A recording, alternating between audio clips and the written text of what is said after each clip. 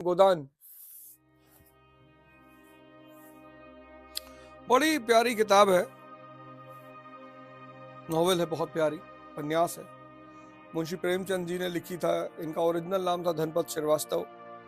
31 जुलाई 1880 को बनारस से 4 मील दूर लम्ही गांव में इनका जन्म हुआ था। उनका जीवन गरीबी में ही पला। उनका पहला विवाह 15 साल की आयु में उनके पिता ने उनसे बड़ी उम्र की लड़की से करा दिया। विवाह के 1 साल बाद पिताजी का देहांत हो गया। अचानक उनके सर पर पूरे घर का बोझ आ गया। प्रेमचंद की आर्थिक विपत्तियों का अनुमान इस घटना से लगाया जा सकता है कि पैसे के अभाव में उन्हें अपना कोट बेचना पड़ा और पुस्तकें बेचनी पड़ी। सोचो, जो आदमी ने इतनी चुनौती देखी उस जिंदगी में, उसने ऐसी ऐसी नॉवेल्स लिखी है, और गोदान का तो कोई मुकाबला नहीं। 1905 में उनकी पहली पत्नी पारिवारिक कटुताओं के कारण घर छोड़कर मायके चली गई। फिर वह कभी नहीं आई। सन 1905 में उन्होंने शिवरानी देवी से दूसरी शादी कर ली। शिवरानी देवी एक बाल विधवा थी और उनके प्रति वो सदा स्नेह के पात्र रहे थे। यह कहा जा सकता है कि दूसरी शादी के पश्चात उनके जीवन में परिस्थितियां कुछ बदली और आर्थिक तंगी कम हुई। उनके लेखन में सजगता आई। बाल विधवा से विवाह किया था, यानी सामाजिक ताने बाने को तोड़ने की शक्ति रखते थे।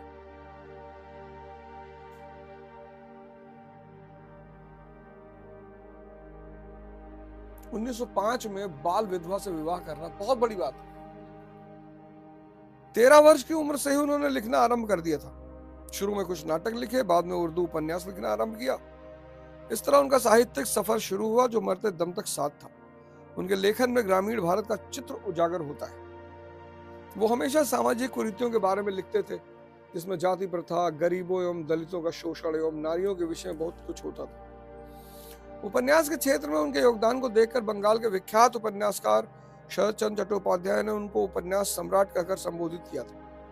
उनका लेखन हिंदी साहित्य की एक ऐसी विरासत है जिसके बिना हिंदी के विकास का अध्ययन अधूरा रहेगा। प्रेमचंद एक संवेदनशील लेखक, सचेत नागरिक, कुशल वक्ता तथा सुधी संपादक थे। उनके कुछ प्रसिद्ध उपन्यास गोदान, गबन, रंगभूमि, कर्मभूमि, प्रेमाश्रम, निर्मला तथा कुछ प्रमुख कहानियां नमक का दरोगा, प्रेम पच्चीसी, मंत्र, पूस की रात, सदगति, कफन आदि हैं। सन 1936 में प्रेमचंद बीमार रहने लगे। आर्थिक कष्टों तथा इलाज से ना कराए जाने के कारण 8 अक्टूबर 1936 को उनका देहांत हो गया, 56 साल की उम्र में। तो धनपत राय जी उर्फ प्रेमचंद। अब पढ़ने का मतलब यह है ना कि मनन होना चाहिए। पढ़ाई बिना मनन के नपुंसक है। नपुंसकता मतलब जिसमें कोई शक्ति ना हो कुछ सृजन करने की। नपुंसकता शब्द का अर्थ सिर्फ ये नहीं है कि व्यक्ति सेक्स नहीं कर पा रहा ना। सेक्स का मूल उद्देश्य क्या है? सृजन, निर्माण। तो पढ़ाई के साथ अगर मनन जुड़ा नहीं हुआ है तो वो नपुंसक है।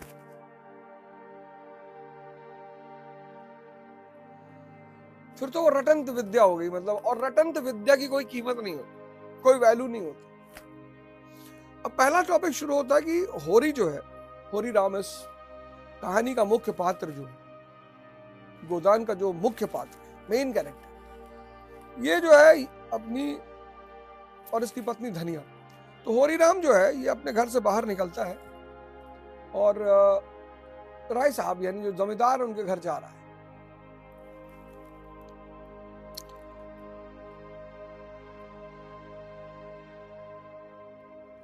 पत्नी कहती है कि कुछ खा पी लो तब जाओ, स्नान पूजा। कहता नहीं यार, जरूरी है जाना, और निकल लेता है बंदा। और एक बड़ी प्यारी बात कहता है कि जब दूसरों के पांव तले अपनी गर्दन दबी हुई है तो उन पांवों को सहलाने में ही कुशल है। कितना प्यारा स्टेटमेंट है ये, कि जब दूसरों के पांव तले अपनी गर्दन दबी हुई है तो उन पांवों को सहलाने में ही कुशल है। नहीं सहलाओगे पांव दबा देंगे, मर जाओगे।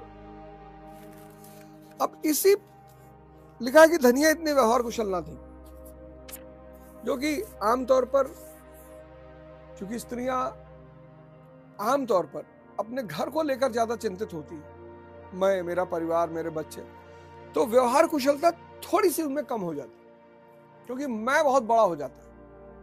मैं का दायरा बहुत बड़ा हो जाता है। मेरा परिवार, मेरा बच्चा, मेरा पति, मेरा घर, इससे बाहर वो बहुत कम निकल पाते।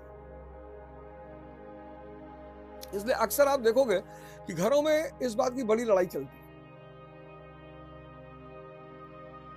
भाई हस्बैंड ने सोचा कि अपने माँ बाप को कुछ पैसे भिजवा दे, अपने छोटे भाई को कुछ पैसे भिजवा दे, किसी की मदद कर दे, औरतें रेस्ट्रिक्ट कर देती। इसलिए नहीं कि वो दुश्मन है, कहती पहले अपना देख लो, जब अपने देखने से ज्यादा उत्पन्न हो जाए तो फिर किसी को भी भिजवा दो। खैर, अब होरी साहब जब निकलते हैं मिलने के लिए और रास्ते की तरफ जा रहे हैं, तो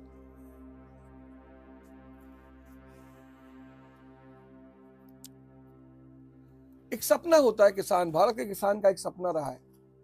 और भारत के किसान क्या, भारत के लगभग हर वो व्यक्ति जो ग्रामीण अंचल में पढ़ा बढ़ा है, जैसे मेरा खुद का एक सपना है कि यार एक गाय होनी चाहिए घर में। भारत में हर वो व्यक्ति जो ग्रामीण संस्कृति से जुड़ा रहा है, उसका सपना रहा ही है कि उसके घर में एक गाय होनी चाहिए। होरी का भी है। यही गाय के बारे में सोचता हुआ कह रहा है कि होरी के कदम बढ़ाए चले जाते थे। पगडंडी के दोनों ओर ऊख के पौधों की लहलहाती हुई हरियाली देखकर उसके मन में कहा, भगवान कहीं गौ से बरखा कर दें और डांडी भी सुबीते से रहे तो एक गाय जरूर लेगा। देसी गाय तो ना दूध दे, ना उनके बछड़े की किसी काम के हो, बहुत हुआ तो तेली के कोल्हू में चले, नहीं वह पछाई गाय ले। अब आप यहाँ क्वेश्चन मार्क लगा सकते हैं, पछाई गाय ये क्या होती है? उसकी खूब सेवा करेगा, कुछ नहीं तो 4-5 सेर दूध होगा। गोबर दूध के लिए तरस तरस कर रह जाता है। गोबर उसका बेटा है। इस उम्र में ना खाया पिया तो फिर कब खाएगा? साल भर भी दूध पी ले तो देखने लायक हो जाए। बछुए भी बैल निकलेंगे, 200 से कम की गोई ना होगी। फिर गौ से ही तो द्वार की शोभा है।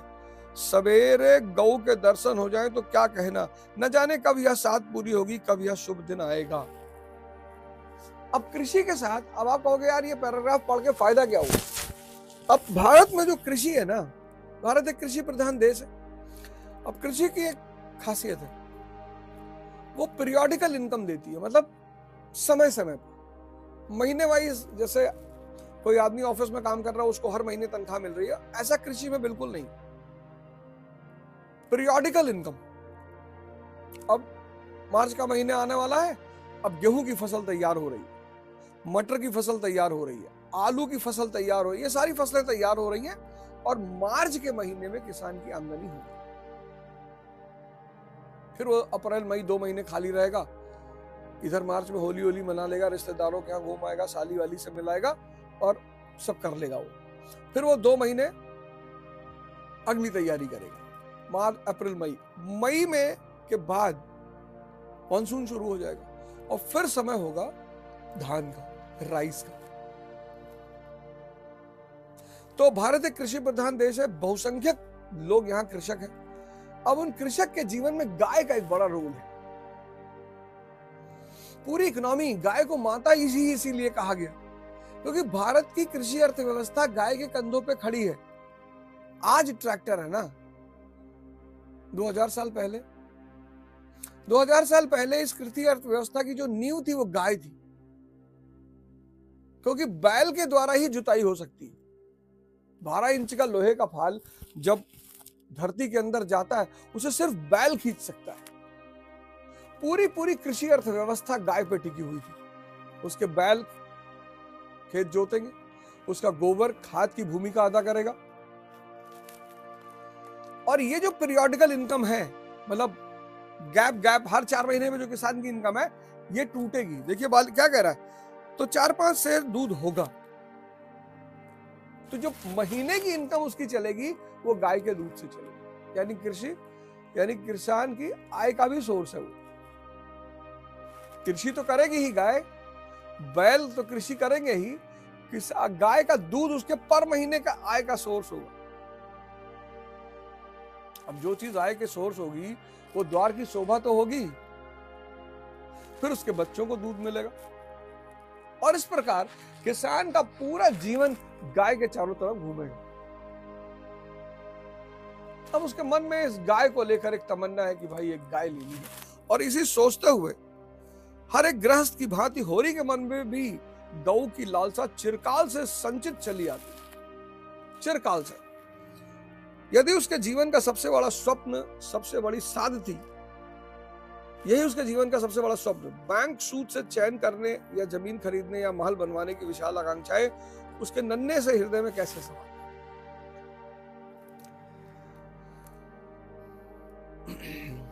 अब यही सोचते हुए वो राय साहब के यहां जा रहा है, होरी, गाय के विषय में। अच्छा, रास्ते में उसे भोला से मुलाकात होती है। बड़ा बड़ा बड़ा प्यारा टर्न है कहानी का, पहले पार्ट का। भोला से मुलाकात होती है। सहसा उसने देखा भोला अपनी गाय लिए इसी तरफ चला आ रहा। भोला इसी गांव से मिले हुए पूर्वे का ग्वाला था और दूध मक्खन का व्यवसाय करता था। ग्वाला और व्यवसायी किसका? दूध मक्खन का। अच्छा दाम मिल जाने पर कभी कभी किसानों के हाथ गाय बेच भी देता था। होरी का मन उन गायों को देखकर ललचा गया। अगर भोला वो आगे वाली गाय उसे दे दो तो क्या कहना, रुपया आगे पीछे देता रहे। अब सीन इमेजिन करो कि होरी साहब राय साहब से मिलने जा रहे हैं, रास्ते में अपने सबसे बड़े स्वप्न गाय के बारे में सोच रहे हैं, क्योंकि गाय किसान की रीढ़ की हड्डी है। और इसी सोच में जब वो बढ़ रहे हैं, भोला दिखाई पड़ जाता है। भोला उनके गांव से सटे हुए पूर्वे का रहने वाला है और ग्वाला है, दूध मक्खन का व्यापार है, गाय भी बेचता है। यानी होरी की तुलना में काफी अच्छी समृद्धि है उसके पास। सोच रहा है कि अगर एक गाय हमको दे दे तो रुपया आगे पीछे देते रहेंगे। वो जान रहा है पैसा घर में है नहीं, अभी तो लगान ही नहीं चुकाया। फिर विशेषर शाह, अब देखो किसान की चिंताएं, उसे अपनी इच्छा भी देख रही है कि गाय खरीदनी है। फिर उसे पता है कि यार घर में पैसा नहीं है। फिर उसे पता है महाजन को पैसा देना है, लगान देना है, कर देना है, लगान देना है। आय का सोर्स रेगुलर नहीं है, हर महीने वो नहीं कमाता, और इतना बोझ है उसके ऊपर।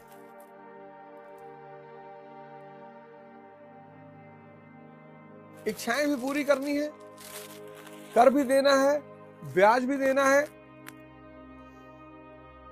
दरिद्रता में जो एक प्रकार की अदूरदर्शिता होती है, वह निर्लज्जता के तकाजे, गाली और मार से भी भयभीत नहीं होती। उसने उसे प्रोत्साहित किया। क्या साइकोलॉजी लिखी है कि दरिद्रता में जो एक प्रकार की अदूरदर्शिता होती है, यानी भिखमंगे होने का सबसे बड़ा रीजन है अदूरदर्शिता। लिख लीजिए इसको।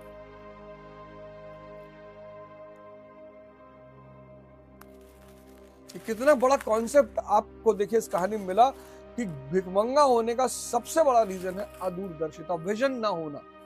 आपको लगान देना है, आपको ब्याज देना है, घर में पैसे नहीं है, घर में पैसे नहीं है, लेकिन आप उधार गाय लेने के बारे में सोच रहे हैं। पानी ना, यह है अदूरदर्शिता। आप सोचिए, आपके घर में पैसे नहीं है, आपको लगान देना है, आपको ब्याज देना है, और इस परिस्थिति में आप उधार गाय लेने की सोच रहे हैं।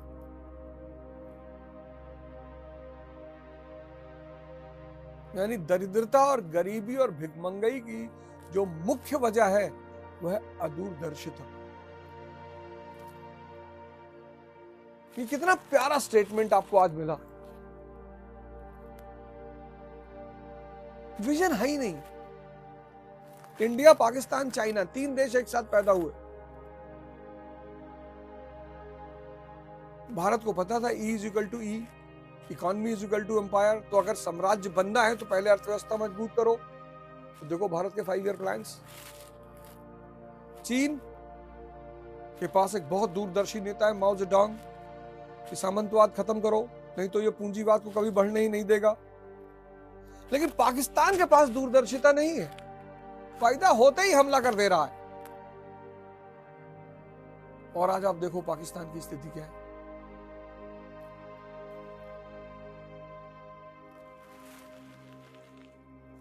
चाइना एक विश्व शक्ति के रूप में स्थापित हो चुका है। हम तीनों पैदा हुए एक जैसे थे, गरीब, भिखमंगे, परेशान, और आज चीन एक वैश्विक ताकत।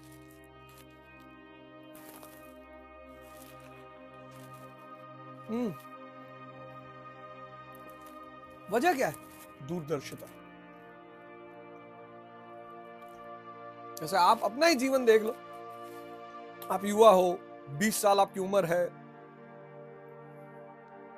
और आपको पता है कि यार मैं मिडिल क्लास का आदमी हूं, लोअर मिडिल क्लास का, मुझसे कोई प्रेम नहीं करेगा, मुझसे कोई संबंध बनाने की इच्छा नहीं रखेगा।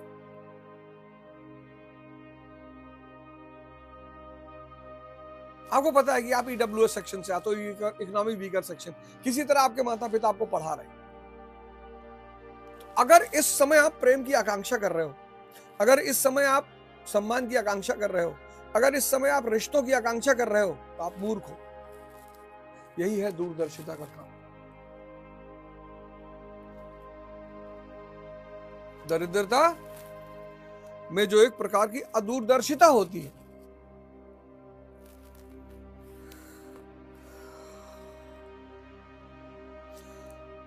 भोला के समीप आकर जाकर बोला, राम राम भोला भाई, कहो क्या रंग ढंग है, सुना है अब की मेले से नई गाय लाए हो। होरी भोला से संवाद करना चाह रहा है। अब गौर करना, भोला ने रुखाई से जवाब दिया। होरी के मन की बात उसने ताड़ ली थी। हाँ, 2 बच्ची और 2 गाय लाया। पहले वाली गाय सब सूख गई थी, बंदी पर दूध न पहुंचे तो गुजरा कैसे हो।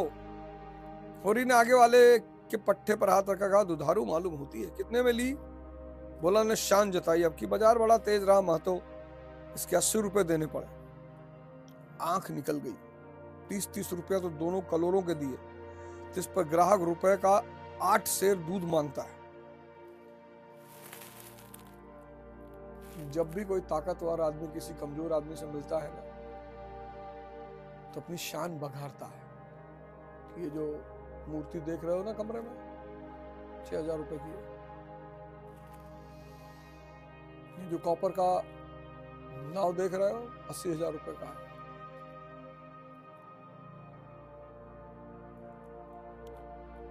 अब जो आदमी आर्थिक रूप से कमजोर है, अर्ध गुलामी की अवस्था में है, उसके अंदर क्या होना चाहिए? अब देखना, होरी का रिटर्न देखना। बड़ा भारी कलेजा है तुम लोगों का भाई, लेकिन फिर लाए भी तो वह माल की यहां 10-5 गांव में तो किसी के पास निकलेगी ही नहीं। पहला अटैक किया, बोला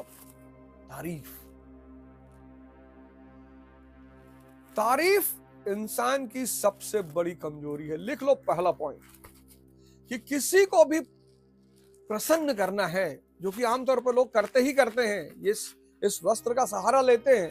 जब अपने से ताकतवर व्यक्ति के घर जाते हैं तो कहते हैं, सर आपका गार्डन बहुत। यही से शुरुआत करनी होती है कि सामने वाले को थोड़ा सा नॉर्मल किया जाए। एक पार्टी का कार्यकर्ता नेताजी के घर जाता है तो सबसे पहले यही कहता है, सर डिफेंडर लिया है सर। मतलब आप तो बैठते हैं तो एकदम शेर जैसी लुक आती है। तारीफ। होरी ने पहला हमला किया, तारीफ। किसी भी व्यक्ति से मिलो, उसकी पहले तारीफ कर दो, आधा पिघल जाए। तारीफ कर दो। भोला पर नशा चढ़ने लगा। बोला, राय साहब इसके 100 रुपए देते थे, दोनों कलोरों के 50-50 रुपए लेकिन हमने ना दिए। भगवान ने चाहा तो 100 रुपए इसी बयान में पीट लूंगा। नशे में आदमी बकबकाने लगता। राय साहब दे रहे थे, नहीं दिया।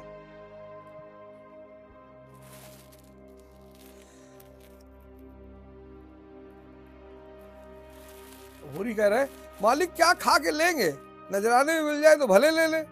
ये तो तुम्ही लोगों का गुर्दा है कि अंजलि भर रुपया तकदीर के भरोसे गिन देते हो। यही जी चाहता है कि इसके दर्शन करता रहूं। हमें तो गाय का गोबर भी मयसर नहीं। गृहस्थ के घर में गाय भी ना हो तो कितनी लज्जा की बात है। साल के साल बीत जाते हैं, गोरस के दर्शन नहीं होते। घरवाली बार बार कहती है, भोला भैया से क्यों नहीं कहते। मैं कह देता हूं, कभी मिलूंगा तो कहूंगा। अब देखना दूसरा अटैक करेगा। पहला तारीफ किया, भोला को हल्ला हल्का सा पिघलाया, फिर दूसरा अटैक करने जा रहा है।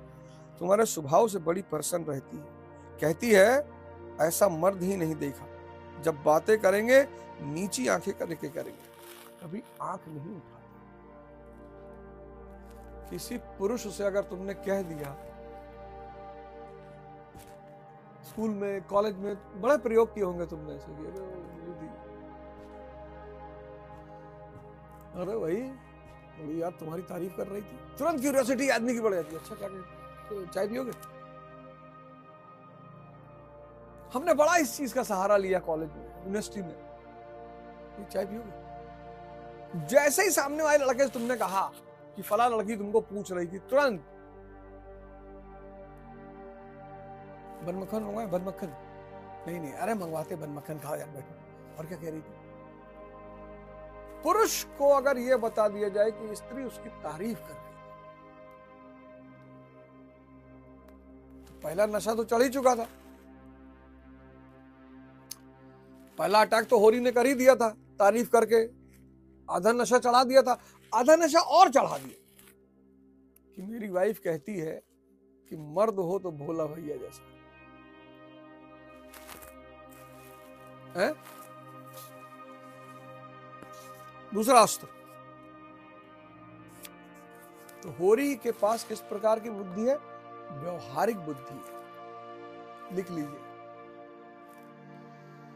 दुनिया में सबसे कीमती चीज है एक व्यवहारिक बुद्धि का होना, समझ। आपको पता है किस व्यक्ति से क्या कहना है।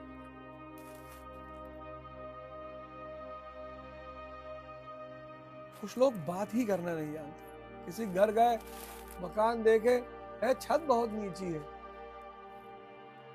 हम तो यहाँ रह जाए तो 3 दिन में बिना ऑक्सीजन के मर जाए, आप लोग कैसे रहते हो? सामने वाले कलेजा फट गया, आपसे क्या लेना देना है बे? आधे घंटे के लिए आए, अभी चले जाओगे। और ये ग्रीन पेंट किसने कह दिया था? मुल्लों जैसा लग रहा है पाकिस्तान आए हैं लो।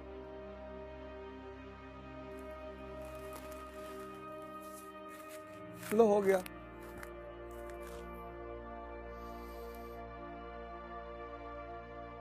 खत्म। और फिर ऐसे लोग पता क्या कहते हैं? कहते भैया हम तो सच बोलते हैं, हम लल्लो चप्पो नहीं कर पाते। भैया तुम कुछ नहीं कर पाते, तुम 24 कैरेट मूर्ख हो।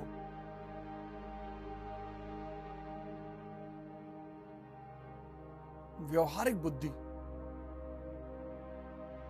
इंसान के जीवन की बहुसंख्यक चुनौतियों का अंत करती है। व्यवहारिक बुद्धि वो भोला जो होरी से रुखाई से बात कर रहा है, देखना अभी कैसे पलटेगा वो भोला। भोला पर जो नशा चढ़ रहा था उसे उस भरपूर प्याले ने और गहरा कर दिया। बोला आदमी वही है जो दूसरों की बहू बेटी को अपनी बहू बेटी समझे, जो दुष्ट किसी मेहरिया की ओर ताके उसे गोली मार देना चाहिए।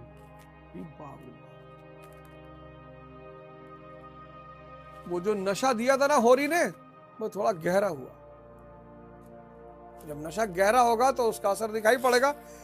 जो दुष्ट किसी की मेहरिया की ओर ताके उसे गोली मार देना चाहिए। ये नशे का परिणाम है। यह तुमने लाख रुपए की बात कह दी भाई। बस सज्जन वही जो दूसरों की आबरू को अपनी आबरू समझे। जिस तरह मर्द के मर जाने से औरत अनाथ हो जाती है, उसी तरह औरत के मर जाने से मर्द के हाथ पांव टूट जाते हैं। मेरा तो घर उजड़ गया महतो, कोई एक लोटा पानी देने वाला नहीं है। भोला बता रहा है कि भाई मेरी वाइफ मर गई है और मैं बहुत परेशान हूं। गत वर्ष भोला की स्त्री लू लग जाने से मर गई थी। यह होरी जानता था, लेकिन 50 बरस का खंखड़ भोला भीतर से इतना स्निग्ध है वह ना जानता। मतलब वो तो जानता था कि भाई विधुर है, इसकी पत्नी नहीं है, लेकिन ये अंदर से इतना स्निग्ध है। ये भोला स्त्री की लालसा उसकी आंखों में सजल हो गई थी। होरी को आसन मिल गया, उसकी व्यवहारिक कृषिक बुद्धि सजग हो गई। अरे उसने कहा बस यही दांव है मारने। इंटरेस्ट पता चल गया कि तुमको बेटा चाहिए क्या जिंदगी में। जिससे भी मिलो और तुम्हें उससे काम है तो पता करो कि इसको क्या चाहिए। इतना बड़ा सूत्र है R = I। अभी देखना भोला और होरी में कितना गहरा संबंध हो जाएगा। वो भोला जो होरी से बात नहीं करना चाहता, अभी देखना कितना गहरा संबंध हो। यहीं पे एक सूत्र पैदा हो गया, R = I। Relation depends upon interest. किसी से भी रिश्ता बनाना है, उसका हित पता करो और उसके हितों की पूर्ति करो, रिश्ता अपने आप बन जाएगा। होरी को पता चल गया कि साहब इसको तो औरत चाहिए। पुरानी मसल झूठी थोड़ी ही है, बिन घरनी घर भूत का डेरा। कहीं सगाई क्यों नहीं ठीक कर लेते, ताक में हूं महतो पर कोई जल्दी फंसता नहीं। 50 साल का आदमी 150 खर्च करने को भी तैयार हूं, भोला ने चारा डाल दिया। जैसे भगवान की इच्छा, अब मैं भी फिकर में रहूंगा, भगवान चाहेंगे तो जल्दी घर बस जाएगा। बस यही समझ लो कि उबर जाऊंगा भैया। घर में खाने को भगवान का दिया बहुत है, 4 पसेरी रोज दूध हो जाता है, लेकिन किस काम का।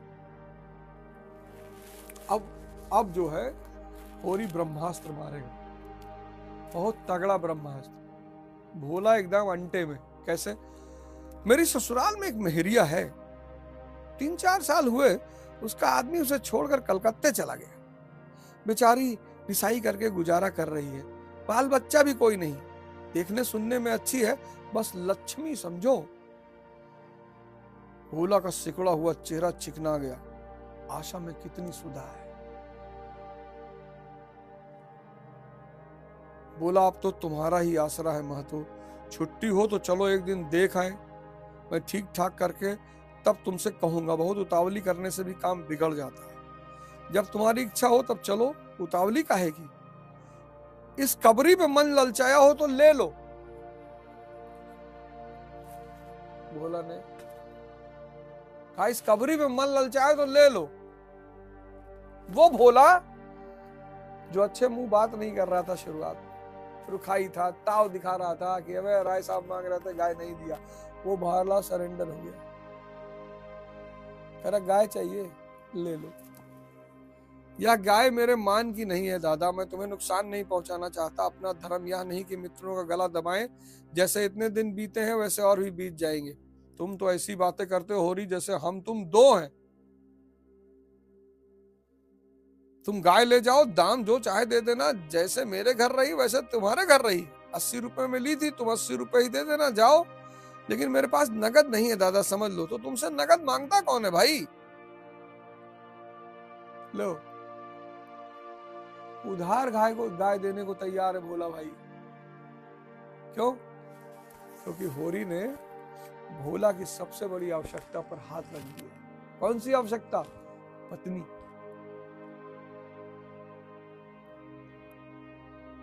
व्यवहारिक बुद्धि। कौन सी बुद्धि? व्यवहारिक। एक ऐसी बुद्धि जो यह जानती है कि किस व्यक्ति से कैसी बात करनी है, तो तारीफ करनी है। पहला कदम तारीफ करना है कि भाई आपके जैसा घर नहीं देखा। याद दिलाएं सीन पंचायत की, जब प्रधान जी और सचिव, प्रहलाद चा, विकास, जब ये लोग मेंबर ऑफ पार्लियामेंट के घर, सांसद के घर जाते हैं और वो अपने हाथ में अपना मुर्गा लिए होता है, कैसे उसके मुर्गे की तारीफ करते हैं सब कि तो शेर जैसे मुर्गा बा। मुर्गा भी कभी शेर हो सकता है? मुर्गा भी कभी शेर हो सकता है? तारीफ। फिर चरित्र उत्थान। ये हमारी औरत कह रही थी कि भोला भैया जैसा मर्द नहीं देखा। फिर उसकी आवश्यकता पर ध्यान। पत्नी चाहिए, हम दिलाएंगे। लक्ष्मी है, लक्ष्मी। तो वो सामने वाला जो तुमसे रुखाई से बात कर रहा है, रुखाई से,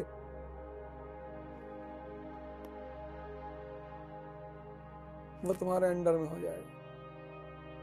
इसी को आम भाषा में स्कीम देना कहते हैं।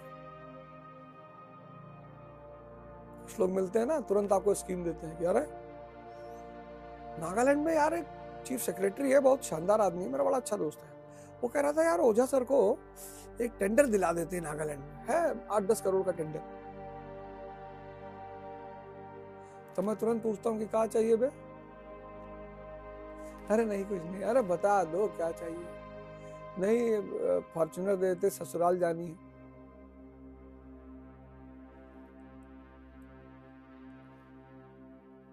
ये है पढ़ाई। कृषक की गर्दन किसके नीचे दबी है? जमींदार के नीचे। कृषक, भारतीय कृषक के लिए रीढ़ की हड्डी क्या है? गाय। क्यों गाय का रीढ़ की हड्डी है?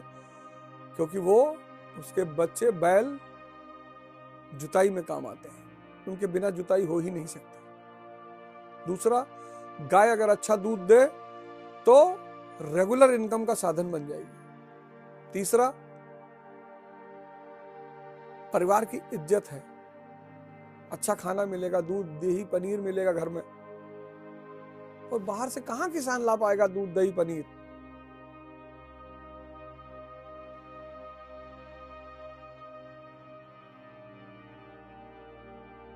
किसान के ऊपर किसका किसका बोझ है? जमींदार का लगान देना है, महाजन का सूद देना है।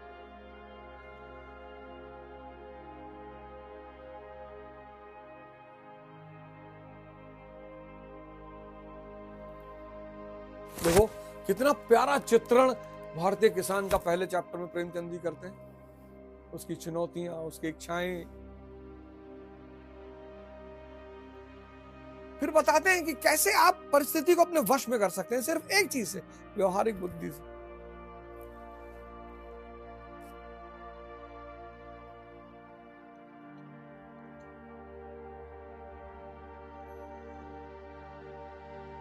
बुड्ढों का बुढ़भस हास्यपद वस्तु है, और ऐसे बुड्ढों से अगर कुछ ऐंठ भी लिया जाए तो कोई दोष पाप नहीं। बुड्ढों का बुढ़भस, बुढ़ापे में जवानी चल रही हुई है, ऐसे बुड्ढों का बुढ़भस हास्यपद वस्तु है, मजा लेने की चीज है। और ऐसे बुड्ढों से अगर कुछ ऐंठ लिया जाए तो कोई पाप नहीं। भोला ने गाय की पगिया होरी के हाथ में देते हुए कहा, ले जाओ महतो, तुम भी याद करोगे।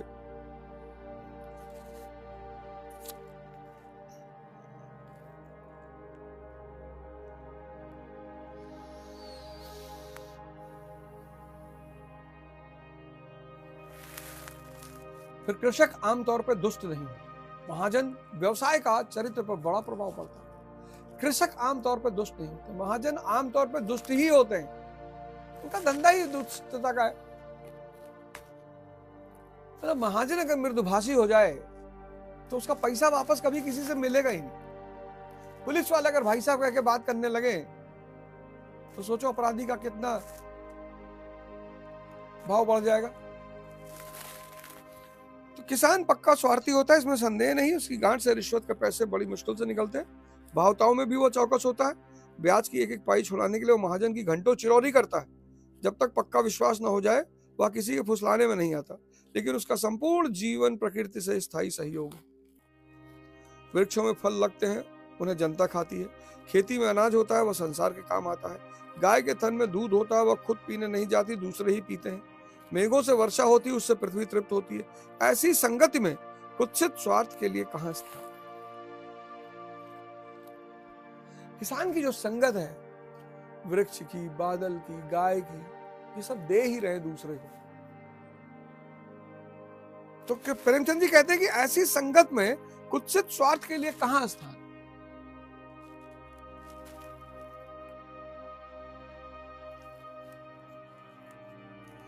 भोला की संकट कथा सुनते उसकी मनोवृत्ति बदल गई। पगैया को भोला के हाथ में लौटाते हुए बोला, रुपए तो दादा मेरे पास नहीं है, हाँ थोड़ा सा भूसा बचा हुआ तुम्हें दे दूंगा। तो भोला की उसे दर्द भरी कहानी सुनी कि कायदे से खाना नहीं मिल रहा और बच्चे ये, और भोला का दुख सुना तो फिर किसान भोरी ने कहा, नहीं भैया गाय ले जाओ, भूसा नहीं तुम्हारे पास, हमसे ले जाओ।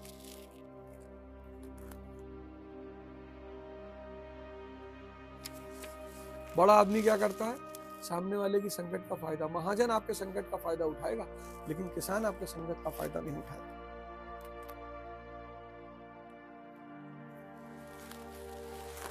पहले चैप्टर में आपने कितनी, सबसे बड़ी बात जो आपने सीखी वो ये है कि इंसान के जीवन में जो सबसे इंपॉर्टेंट चीज है वो है व्यवहारिक बुद्धि।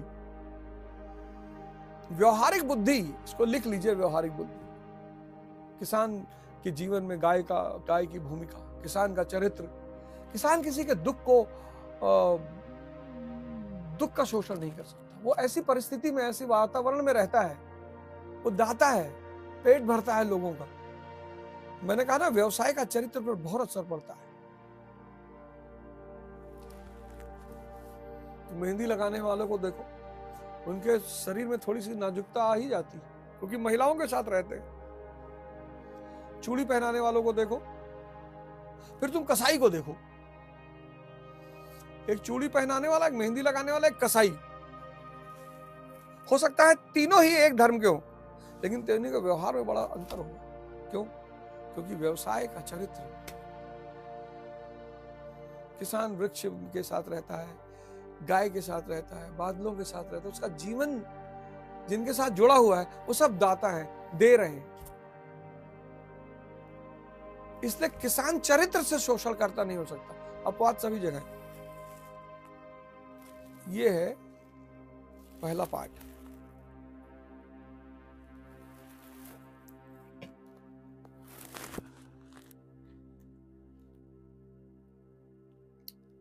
ये है पहला पाठ। सोचो कितनी चीजें आपको समझ में आई। पहले आप क्या करते थे? पढ़ लिए, बाकी भाड़ में गया, कुछ सीखे कि नहीं सीखे, कुछ समझे कि नहीं समझे ना। मनन करना अति अनिवार्य है। आप इस चीज से बच रहे हैं, इसीलिए तो आप बार बार रील देख रहे हैं। पढ़ाई बिना मनन के नपुंसक हो जाती है, कुछ नहीं देती।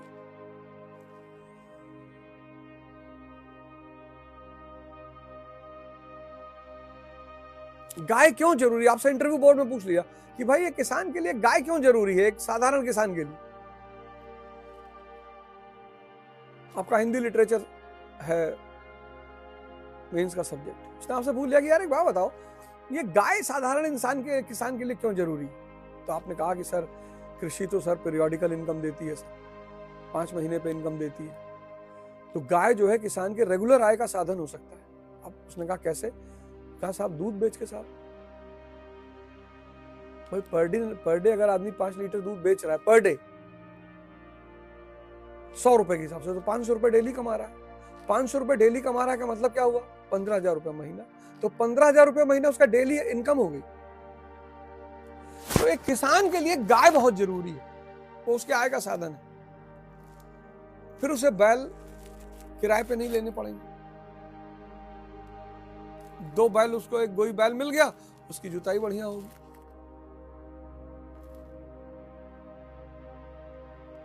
सिर्फ जुताई नहीं, वो जो पर्शियन व्हील से सिंचाई होती थी, बैल बांध दिए, चक्री ऐसे ऐसे चल रही, तो पूरी कृषि अर्थव्यवस्था उस पर खड़ी हो जाएगी। फिर घर को अच्छा भोजन मिलेगा, दूध दही घी पनीर मिलेगा। और ये सब चीजें अगर होंगी तो घर की शोभा बढ़ेगी। देखिए, फिर इंसान के पास सबसे इंपॉर्टेंट चीज क्या है? व्यवहारिक बुद्धि। कैसे वो अपने व्यवहारिक बुद्धि से किसी भी ताकतवर व्यक्ति को अपने पक्ष में कर सकता है? पहला उसकी तारीफ कर दी, उसके चरित्र का उत्थान करवा दिया कि भाई औरतें तुम्हारी तारीफ करती हैं। फिर उसकी आवश्यकता की पूर्ति की बात कर दी कि नेताजी वोट चाहिए, 27 का चुनाव जीतना चाहते हो, चलो ये प्रस्ताव दिया, प्रदेश का सारा युवा तुम्हारे पीछे खड़ा हो जाएगा। नेताजी एक शीशी डाबर तेल लेकर खड़े कि भैया सर में लगा दे। जब आप किसी के पास जाके उल्टी सीधी बातें करते हो, भैया हमको बहुत प्रेम करते हो, भागो यहां से। प्रेम 50 साल के ऊपर कोई भी व्यक्ति प्रेम से बड़ी नफरत करता है। 20 साल से ऊपर कोई व्यक्ति प्रेम चाहता है, लेकिन 50 साल के ऊपर कोई भी व्यक्ति प्रेम शब्द से बहुत नफरत करने लगता है। इसलिए जब 20-22 की उम्र में आप किसी नेता के पास, मंत्री के पास, IAS अधिकारी के पास जाते हो, जब आप उससे कहते हो भैया हमको बहुत चाहते हैं, तो उसकी पहली इच्छा ये होती है कि जूता निकाल कर 10 जूता तुम्हारे मुंह पे मार दे। तो आपको होरी से एक बात सीखनी है कि जब भी आपको किसी ताकतवर आदमी के पास जाना, अपने से ताकतवर, तो उसके हितों की पूर्ति की बात कहनी है।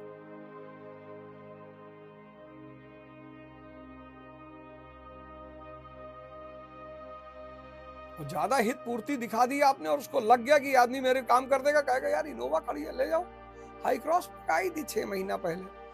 फिर कल रात में यार तुम्हारी भाभी बोली कि गुड्डू आएंगे, बाइक पे चलते हैं तो ऐसा करना गुड्डू दे देना। तो हमें भी लगा कि यार गुड्डू ऐसे जाएंगे चलेंगे, ले जाओ यार तुम हाई क्रॉस चलाओ। ये है शिक्षा का महत्व।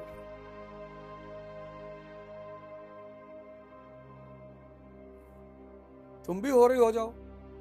जैसे भोला की सबसे बड़ी आवश्यकता है पत्नी, ऐसे नेता की सबसे बड़ी आवश्यकता है वोट। ये सब मत कहो कि मैं आपको बहुत प्रेम करता हूं, आप बड़े अच्छे इंसान। उसको पता है कि मुझसे बड़ा चोर इस पूरे ब्रह्मांड में कोई नहीं पैदा हुआ। गाली दे रहे हो अच्छा आदमी कह के।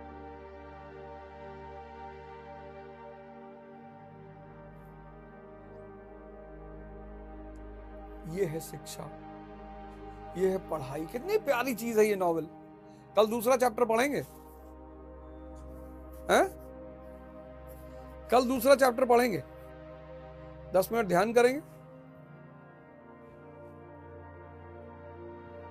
मजा आया?